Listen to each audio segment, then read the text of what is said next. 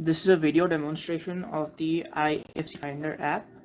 So this is the app, and this app is used to find the details of a bank with the IFSC code. Now this has, for the demonstration purpose, I have got a list of IFSC codes of some banks, and also I've got this data.txt file that is the data set we're going to use for searching of the bank details offline without internet. So this is a huge list of almost all banks participating in this RBI, and it is updated as of 15th of January 2021. So let's dive into the app. Okay, let me launch the app. So it has a warning or a notice or disclaimer. This project has been designed to search for IFSC codes issued by Reserve Bank of India for various bank branches operating in India as on 15th of January 2021. This project is meant only for educational purposes as a part of a high school curriculum.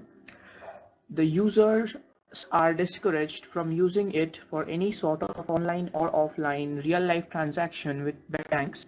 It is noted that the student executing the project as well as the educational institution where this project has been submitted will not be responsible for any financial loss or non-financial damage arising from such transactions to any person or organization. So I want to continue. This launches the app. So this is a non-resizable window, and let's get to it one by one. In the menu there is a about option, in which you can see the about developer tab option. So this application has been created by Jaysmito Mukherjee as a part of school practical work. The use of any part of this application without prior permission of the developer is strictly prohibited. Okay, and you can gain permission by writing email to this email ID.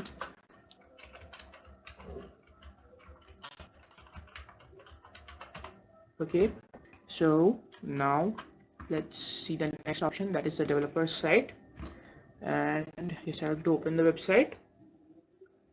So this will open this website. This is the YouTube channel, and so for now let me close it. And next we have got the main options tab. Now first, the recommended one and the default one is we are searching for the IFSC code from the internet. I recommend it because it is regularly updated. Like, we are not depending on a particular data set, but in case of the offline one, it is dependent on the data set. So if there are corruptions in the data set, it may not work properly, or if there are any problem, like if a new bank is added, that will not be shown up in this local data set. Although if you update the data and maintain the data set properly, that's a better option, because searching on the web takes a little time depending upon the server load as well as the network speed, but local search is instantaneous. So first let's try the web search.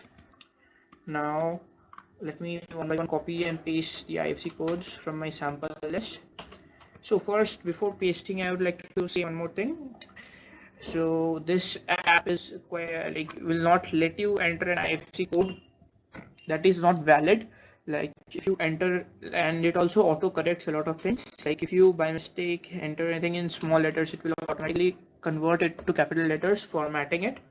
As well as if you hit any non-alphanumeric key like space or comma or anything that is not an alphabet or a number, it removes it immediately, like, as IFSC code does not have them. So it's strictly meant for IFSC codes, and it also won't let you search if the code is not 11 digits exactly. Like, if it is less, it cannot, the search button is disabled, and if it is one more then two, the search button is disabled. Now just this is a random code, so this should not be found in any list. This is just randomly typed code. So let's search for it first. We can see there is no entry in the database with the given IFSC code. Try using the local database or check your IFSC code again. Yeah, this IFSC code is not valid. Now let me type a valid IFSC code here. So this is a valid IFSC code. Let me copy it and paste it here. So when I search for it, it gives me the details of the bank as expected. Let me try with the other codes too. Let me search for it. This gives me the details. The others too.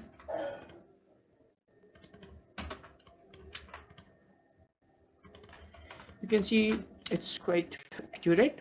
And now let's go to the local one. That's a bit more complicated. Now for the local one, if I just hit this, it will change the mode. You can see the mode has been changed. This is now darker, like that is the selected mode.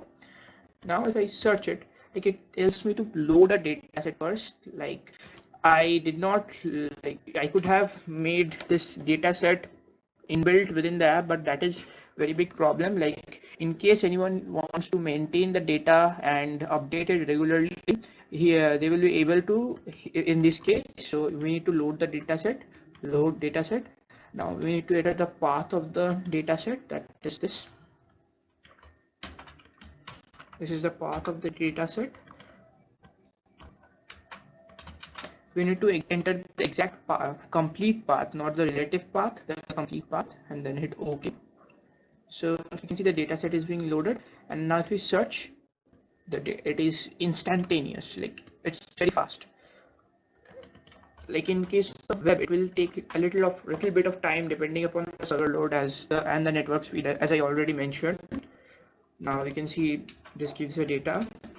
Now there are some differences in the data provided by the web and provided by this, as like both are different data sources completely. Okay, for the web data, I am using the web API. We can see this Razor Pay, sorry, and you can see with other codes these two are working. Now Razor Pay is the web API from which I am fetching the IFSC codes. Now we can see, we can also, like if someone does not have this data.txt file, like from where he will get it, so we can search download data set for offline search. Now click yes. Now it gets me to this GitHub website. So GitHub site, and this is the entire, almost entire, say, because I had removed some parts of the data here to make it away, to like make it available through GitHub. Now it's huge, still it's huge. You can, there are a lot of banks are still there. You can use it. You can just download it by clicking right click and clicking save as. Now let me close it. Now that's pretty much it about this application, and I would also make a video describing or explaining the source code of this. Stay tuned for that.